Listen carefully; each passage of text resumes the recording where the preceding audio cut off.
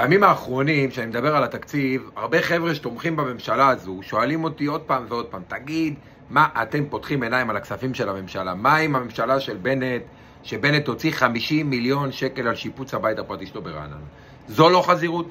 אז אני בן אדם קשוב, אומרים לי דברים, אני מקשיב והולך לבדוק. הלכתי לחפור בסיפור הזה של הבית של בנט.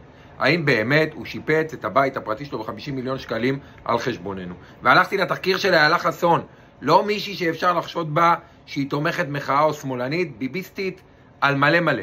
ותראו איזה קטע, לא 50 מיליון שיפוץ לבית ולא נעליים.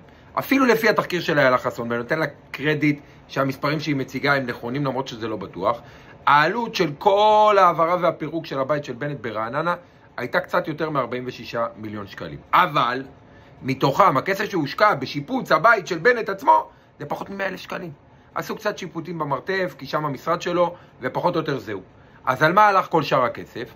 על דברים שבלאו הכי כנראה היו עולים כסף למדינה.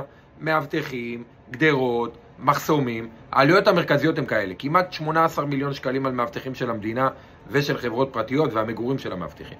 עוד בערך 21 מיליון שקלים למחסומים, מיגון, גדרות ודברים כאלה מסביב לבית, לא שיפוץ הבית.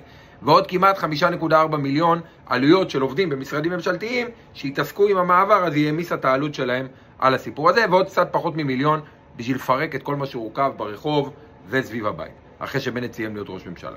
אבל בבית עצמו בקושי 100,000 שקלים. עכשיו אני שואל אתכם, אם זו האמת ואלה הנתונים, למה נתניהו והליכוד וכל השופרות ממשיכים לשפרר שבנט יושב בבית שלו משופץ ב-50 מיליון שקלים על חשבון המדינה? למה? כי הם חושבים שאתם מטומטמים, זו האמת.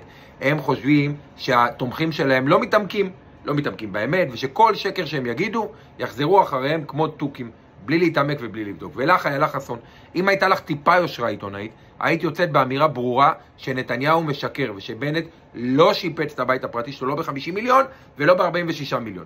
התחקיר שלך הראה שהמעבר למעון רשמי ברעננה עלה למדינה מקצה לקצה 46 מיליון, חלק כנראה מיותר, כי אם הוא היה נשאר בירושלים זה לא היה קורה, אבל הוא לא שיפץ את הבית שלו. זה שעשו גדרות ברחוב ופרקו אותם לא עוזר לו בשום דבר, וזה שהיה מחסום בכניסה לרחוב לא עוזר לו בשום דבר, וזה שמאבטחים שמרו מחוץ לבית לא עוזר לבית הפרטי שלו בשום דבר. אז איפה היושרה שלך? תגידי את האמת.